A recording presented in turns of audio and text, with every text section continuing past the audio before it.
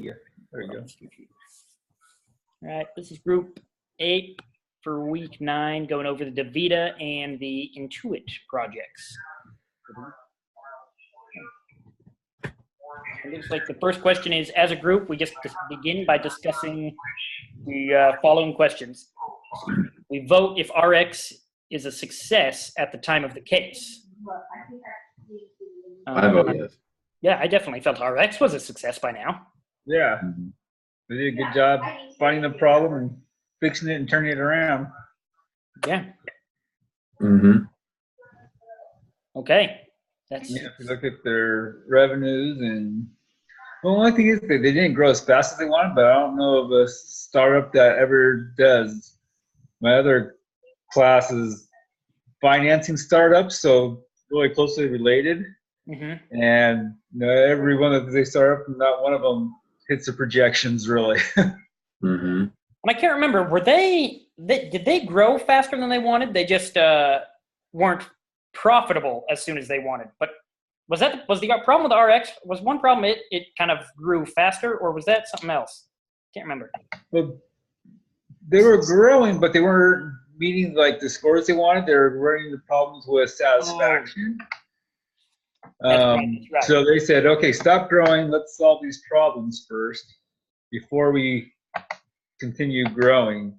And it's going to cost us more money, but it's better to resolve the problems now than to wait later. I was just looking at like their projected numbers. At the end, they have those exhibits. Mm-hmm. Or RX, I was looking, they had projected number of enrollments, and then there was another one that showed actual enrollments. That's right. Yeah. But yeah, I definitely think it was maybe not as a rapid of success, but I would definitely call it a success as far as that question goes. Mm-hmm. So, all right. The next part, it looks like it wants us to read a specific paragraph, but I don't have do you guys have the DaVita? I have that. You do? I actually have it all, or I did have it all set up. I have Intuit still, but I guess I closed. So it wants us to read page 5, paragraph 5 that begins with surprised. Let's see. I had it and I went and moved everything. I'm working on getting it open. I'll see if I track it down. Midweek.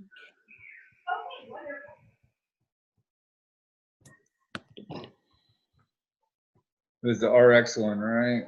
Mm-hmm. There you go. I got it. It says the 2 therefore were surprised by theory directive. Yes. Kent told us to stop growing and gave us 6 to 12 months to fix RX's service experience. Gollum recalled. RX was projected to lose between 10 million and 12 million in 2007, and 6 months halt on growth would see that figure balloon to 18 million losses for the year. There expanded into his reasoning. The RX team was not being sensitive to their impact on the clinics. The effect of the core dialysis business bothered me, and that they emphasized growth over quality. We wouldn't do this given our long-term time frame for RX. They had to aspire to be a world-class company rather than one that could liquidate quickly. I made them stop growing until the day-to-day quality of the experience was better. Most of DaVita's top leaders wanted to shut down RX and were reluctant to support this effort. When I told DaVita's executive team and the board that RX's losses were going to be much higher than projected because the service was so bad that they were stopping growth, that made the pressure to shut down even worse. They recall external pressure were also rising. The critics had questioned why DaVita just didn't continue to grow a successful dialysis business. So basically saying, okay, stop, hold on, time out. Let's fix our service problems, get that where it needs to be, and then we'll focus on growing. So short term, yeah, it was more expensive, cost them an extra, $8 million, but he was in it for the long haul, and it's easier to fix problems when it's small than when it's large and company-wide. Yep. Yeah. And also, when I read that second time, I realized it was affecting the clinics. Yeah, RX was a separate spot a separate business, but the customers don't differentiate between RX and DaVita. They just kind of see it as one experience. And so if they're having a bad experience with their prescriptions, it reflects on DaVita as a bad experience with their dialysis service. Okay. Mm-hmm. Yeah, I also feel like, I don't know anyone really close that's done dialysis, but my mom worked at a cancer clinic, so they did chemo, and the setup there was there was a lot of just comfortable chairs where people could show up and they sat for hours at a time just getting the medicine pumped through them. So if DaVita's set up in any similar way, I have to think that once you get one customer that has the RX and he's just sitting there for 3 hours with random people, with other people coming and going and saying, I wouldn't recommend the RX, it's garbage. I have to think that doesn't really help growth. So if there's a lot of room to chat with the fellow patients for the dialysis, I have a feeling a bad experience can quickly slow it down at an entire clinic. Yeah, I mean, and it didn't really say that they had refocused on growth after they fixed the service issues. It just, I mean, the growth just naturally happened. It started selling itself a little bit more. So I think that kind of leads into the next question of one of the lessons learned for Paladina.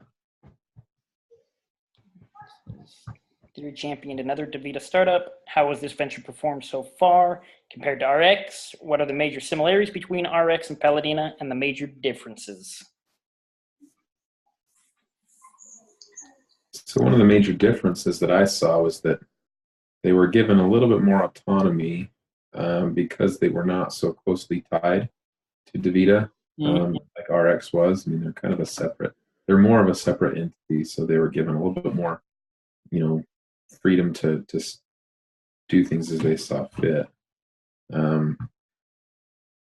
Similarities, a lot of the same issues plagued Paladina that plagued RX. I mean, it seemed like they were working on scaling the business rather than providing a good service.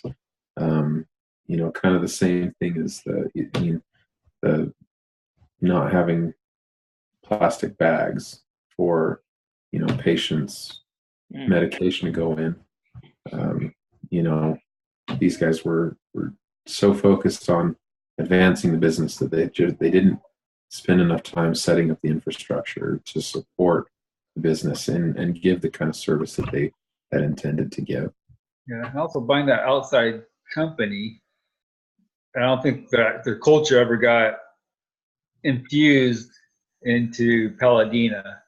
And and also with dialysis, you can set systems up because dialysis are pretty much the same. You can just do it the same way each time, or even with prescriptions. Okay, you can do a set system. With healthcare, it's a little bit different. You can't put those same systems. You need to find new systems. You need to find what works for that business. You can't use the exact same. And they even found problems with, even as far as leasing goes, and some of their HR, they go, okay, we have to do our own instead of leaning on DaVita. So I think they need to find their own systems, but can still use their core values of service and those. But I think they were trying to use their systems and their own core values instead of the other way around. Yeah, I thought, I kind of thought the same thing. I mean, I can't decide if it seems like a similarity or a difference, but I guess the similarity is that they needed that time to grow, though, and the difference was they were more so given that time to grow. Just instead of having the stress that a lot of big companies have with just like opportunity costs, it's like, it's great that your company might make us $100 million, but if we went with option 2, we could have made maybe 110 at this point. So drop yours, let's go to that option 2 immediately. It's like, oh, crap. So, yeah. And then the last question is, what Gulam take the job? Does it supposed to say what if he did, or should Gulam take the job? I should say, should he? What Gulam take the job? Assuming he takes the job, okay, we'll just press on.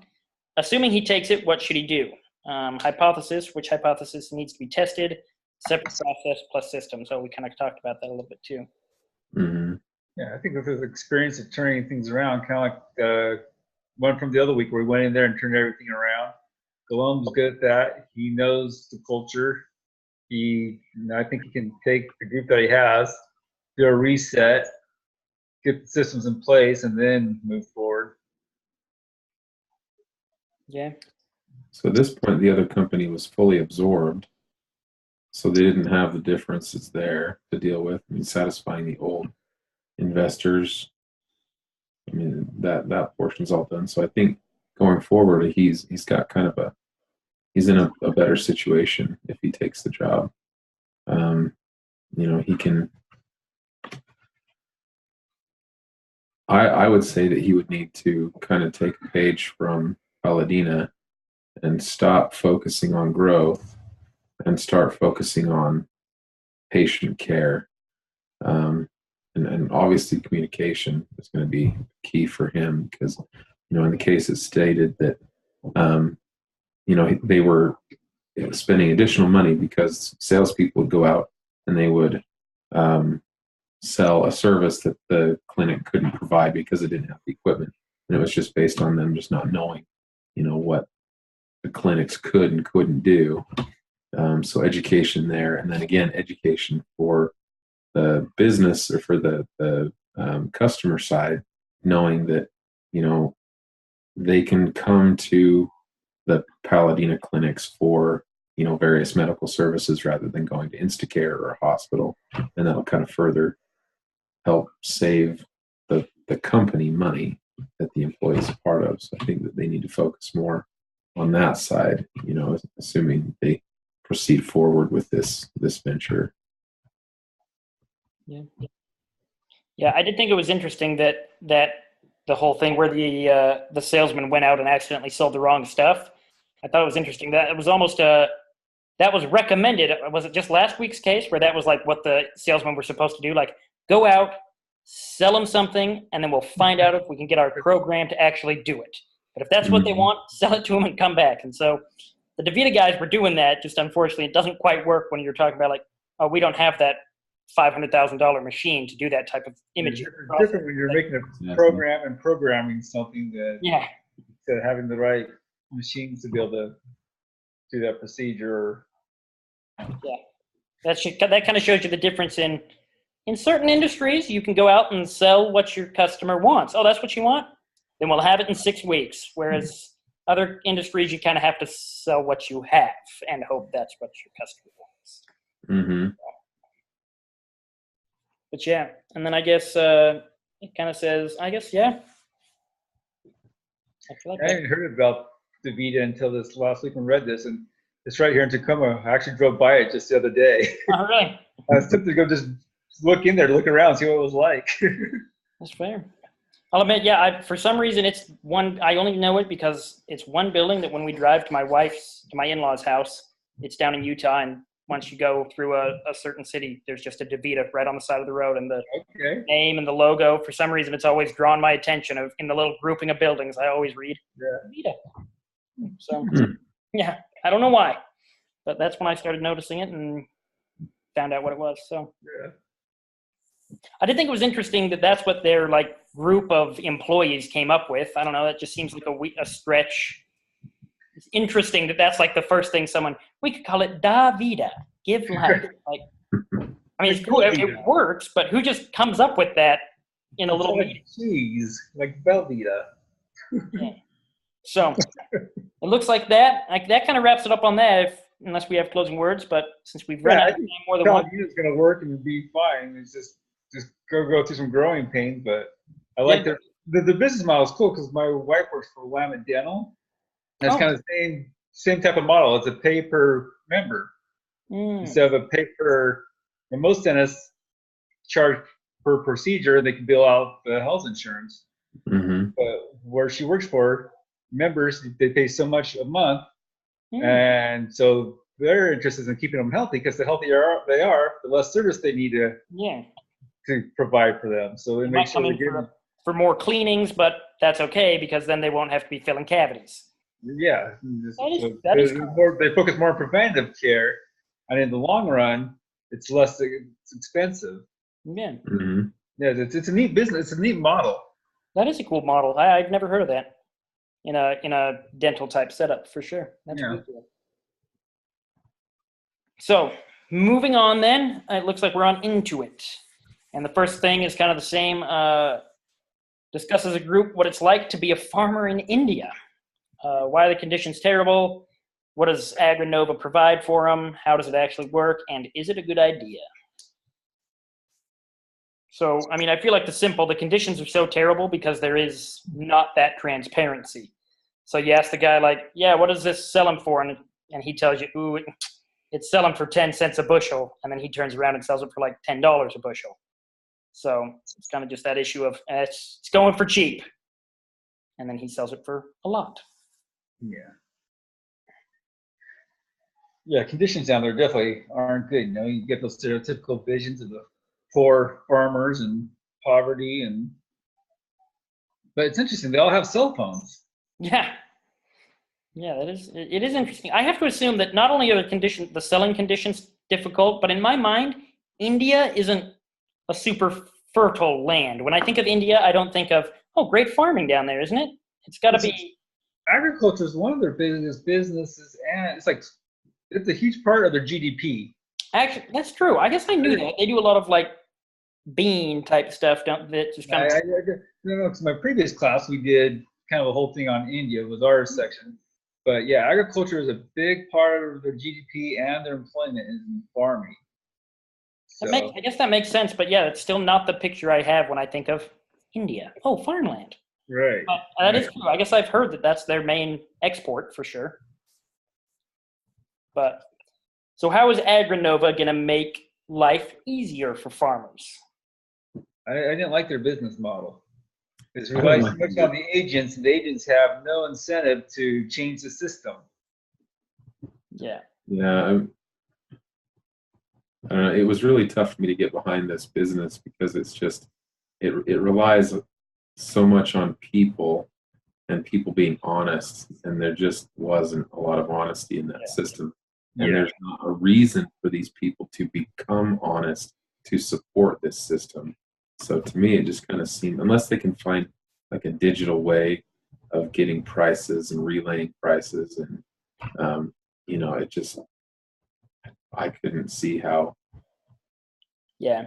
I don't know if this would improve life for the farmer. I think that if anything, this system could be used to further the issues that they're having. Because I mean, the first thing I thought of was, how would I abuse the system if I was if I was one of the crooked agents? Would I say, well, I'll pay this farmer, you know, a price that's just a little bit better than any other agent out there, and then this farmer trucks their stuff all over to this Monday, and he goes, well, never mind, I'm going to pay you what I'm supposed to pay you, because then he gets more selection. So it seems to me like it's really a flawed system. Yeah, the agents just have no incentive to change it. Yeah. If anything, I felt like they also had an incentive to not change it, because it's like, I know you're making 90% margins right now, but if you're willing to drop down, you know, if you end up making 20% margins, you'll triple your sales. So it's like, you'll make more in the long run, but you're going to take a huge cut. So it's like, so I'm going to work 3 times as much to make the same amount of money. Exactly. I'll just apply it. So, yeah.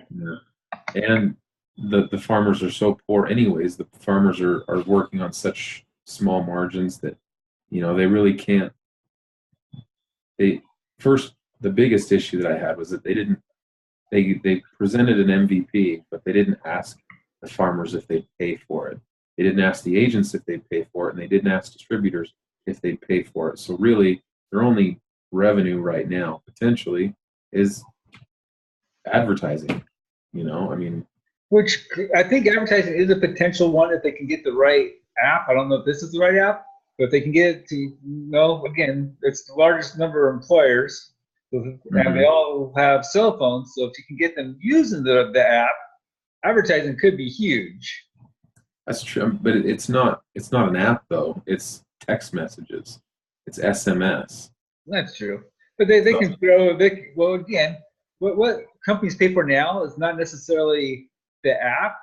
They want the people. So if they have this list of accounts of people that they're sending SMSs to, great. Now we can focus our advertising towards those people. We have this fertilizer, we have this farming project, and we have this company over here who has these tens, hundreds of thousands of farmers. We can start advertising to using their system. So that's what sells is people's list. That's why all these startups or Microsoft and these other big companies were buying these other companies, because they wanted their customer base. Yeah. I mean, I can see that too. But I just don't think this is the right app for it, though. Yeah, I didn't think so either. And not to mention that there are other startups out there that are very similar, so they're not going to be first to market. They're going to be working to take away market share from existing companies. And if these existing companies haven't really been embraced, why would Intuit be any different? If they're not doing anything really groundbreaking or different, why would this business work for them? Yep. And those other ones were doing it for free. Yeah. Exactly. I felt like Intuit, I feel like that's Intuit's problem. Even though it's a really big company, it seemed like there was some contenders that were a lot smaller, which means they're a lot more nimble. They can do it without the overhead. And then there's other companies that are like 10 times bigger that can do it. And like, we'll just float it for free for the next 5 years, and then we'll slowly start making money off of it. They can play like a much longer game. Whereas Intuit's like, all right, we're going to get in. We're going to try to make money pretty quick. And it's like, I think you guys should move on to the next business. Intuit's big. Mm-hmm. Yeah, Intuit. But didn't they say like there was somebody already getting ready in the area that had a lot more infrastructure in India itself? There might have been. Yeah, I think that was because that was the other problem. It's like, okay, in order to contact all these agents and kind of make sure they're telling the truth, we probably want to talk to them, maybe in person, because it's harder to lie in person. How many people do we have in India? And it's like, we got a group of 4 people. Okay. Exactly. Not a lot of people. How many Mandys are there? How many boots on the ground are you going to have to make this system work? And how much are you going to have to pay all these people to gather all this information? And also, I mean, if you looked at the exhibits at the end of the case, it changes every hour. So like at 3 o'clock or at 6 o'clock in the morning, it's, this high, and then it drops at noon, and then it goes back up at, 3 o'clock in the afternoon. So it's like, it changes so much that really it almost seems like it's like a situation where you're either at the right place at the right time or you're not. Yeah, I'm glad I'm not the only one that kind of felt this way, because as I was reading, I just thought, it's probably going to be the same thing that happened last week, when it's like, I'd do anything but the IPO. It's like, they did the IPO and it was great. Okay. But yeah, I was definitely reading this one and thinking, I don't know, guys, maybe you go with something else at this point. Yeah. What does Intuit do? Why have I read Intuit before? QuickBooks. They do like financial software. I was going to say, I know I've read it, but I don't know what. But it's because it's just the little word before QuickBooks. Yep. QuickBooks. Intuit is the company that makes Quicken. That's right. Yeah. Yeah. That's where I've read it. I knew I'd seen it. So yeah. It took me a while. I was like, okay, I know they do something. What is it they do? Yeah. Yeah, I meant to look it up. I just hadn't yet. So, and now I don't have to, because that's definitely where I've read it. So, I clicked on. They're in good shape because the taxes change every year, so they can always put out a new version. Yeah. I'm not seeing anything that's Agrinova. I'm guessing that they. Yeah. You typed in Agrinova and it didn't give you a lot of search results. Just the case study. Just the case studies. I like it when I search something now. I think it's the case studies that I'm doing. It's like, okay, I know the case study. What happened to it? Yeah, I don't think. I thought. So I think it's like one of the next questions, like, what would have been a better idea, or what would you do? There is Agrinova Seeds. I wonder if they went less to the. I don't know if that. I mean, it could be related, could be unrelated, obviously. But I am wondering if they decided, you know what, we're not going to be able to get the information out. We're an information company usually, but we learned all this stuff about the agriculture industry. Let's put it to use. Let's make some seeds for people. Yeah, I had two other ideas. One was like, either do one where the agents are sharing information, so the agents can say, because the agents have incentive to share information. I mean, not the agents, but the farmers. No, Yeah. okay, hey, I sold for this much to this guy. So all right, who's paying the best prices? Okay, we all work together. Let's all sell this together. Kind of almost like a union. Yeah. Let the farmers cooperate together. I think will work because they have incentive to get the best prices. Or the other one is if they did the transactions electronically, that way they have the best information too, kind of almost like a stock market, so they can see what transactions are happening. So it doesn't depend on the agents for information. But okay, here's my sale. One problem I know with India is that their banking system is highly regulated. So here we got a lot more stuff where it's easy to see what transactions are going on. That might be hard with the transactions, but I just thought, hey, if I can see what transactions are happening lifetime, that can help the farmers, or if the farmers can share information, I think that might have been a little better model. Yeah.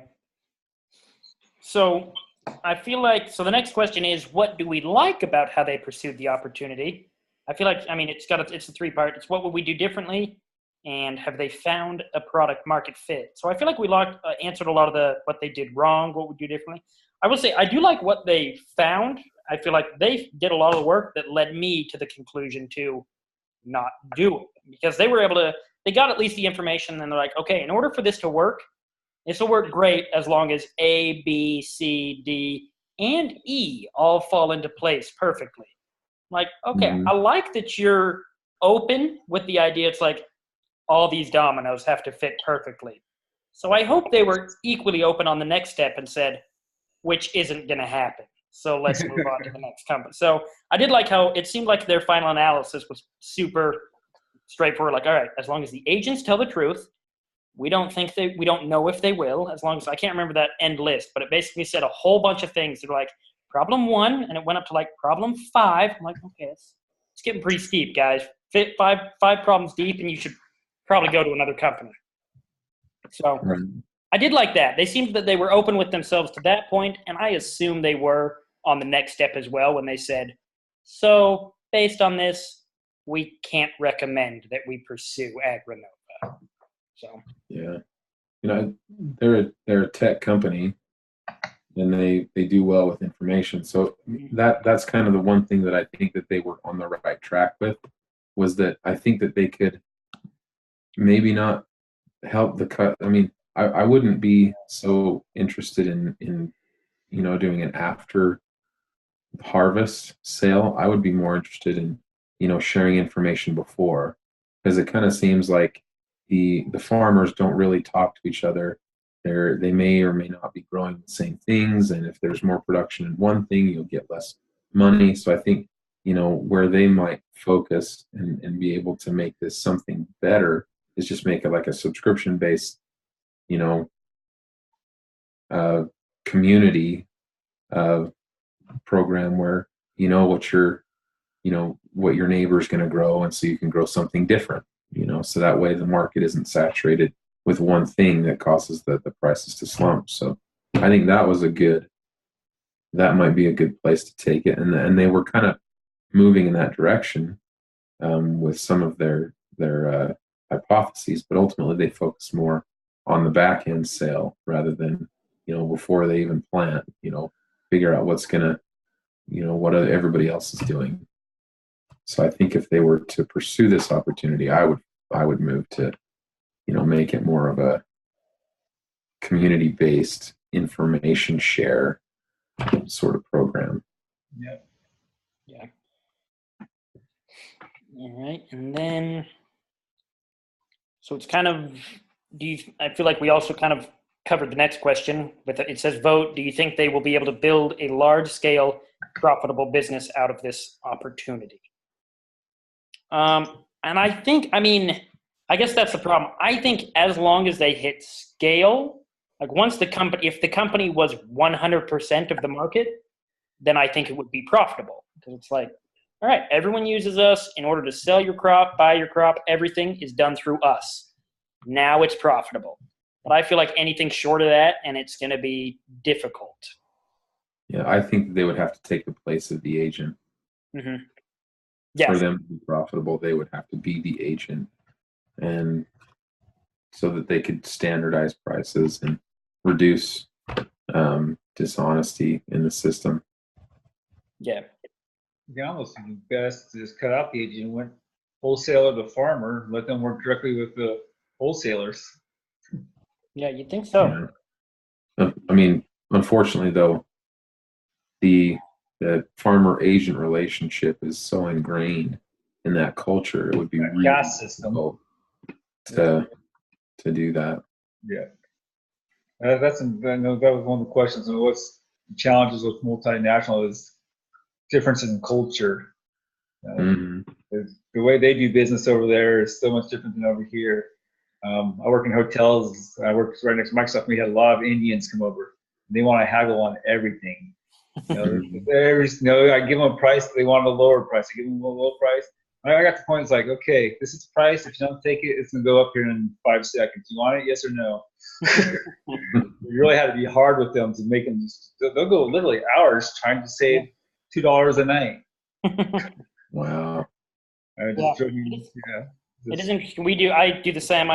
Similarly, I sell insulation just nationwide, and we just have people call in, and it's very similar in that, people with a specific accent are much more willing to, I got time to talk. My time's, I know how much my time's worth. So if I can spend an hour on this phone and save $15, then I've just made my hourly wages. So it's kind of like I feel like they're more willing to kind of just do that quick assessment and be like, no, this is worth my time to argue this. And that's what they start. They start everything high, and then they expect to come down in half almost. Mm-hmm. It's just a difference in culture. Mm-hmm. Yeah.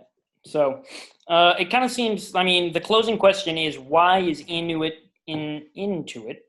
doing this? I think Mr. T in that. A lot of typos in these questions, I feel. Yeah, there's quite a few. So why is Intuit doing this? Seems like a broad question. Yeah, I'm still struggling with that question too. I mean, it seems like it's kind of out of their realm of expertise. Yeah, I mean, my answer to a question like that, why are they doing this? They're a big company. Big companies have a lot of capital, and they always try to start a new business to burn it. So it's like, and to generate more capital. In this case, it didn't work, and they should move on to the next idea on the list. And it's like a goodwill. U.S., you'll get your 2-3% a year growth, and your company's doing good. So a lot of companies, if they want to grow, they have to go international to get additional growth. Yeah, India's been growing 14-50% a year in GDP, so it's kind of an upcoming market, and so they go, okay, what can we go there? Let's try something and see if we can get part of that market. Yeah. What can we do new, different? Oh, let's try this. Oh, that didn't work. Let's try this until they do find something that sticks. Yeah. And I guess it makes sense if agriculture is India's number one thing. It's a growing market. We're trying to get into it. Let's start with their number one thing and see what piece of the pie we can get. It turns out they can't really get any of the pie, so they should move on. So. But yeah, so I guess in our little summary that we're supposed to kind of have, I would say, I mean, the simple summary I have to say would be RX was great, Paladina seems great, but Agrinova is not so much. The other two, it was kind of like you could see the future, you just had to stick with it. Agrinova, I don't see the future. I think if they pivot, they can make it work. I think they're just kind of going down the wrong path. I think they took the idea, use it like we talked, use it for the farmers or something. A lot of companies will start down one way and go, okay, this isn't working. What can we do different to make it work? So I think they changed it a little bit. It could work, but I don't think the path they're headed on is the right one. Fair. Okay. All right. I like it. Any other final comments? I think we're good. Okay. I'm gonna. On our paper, I just know he said a couple times, don't make it somewhat like question and answer, to make it more like a memo when we do our paper. Oh. The group paper.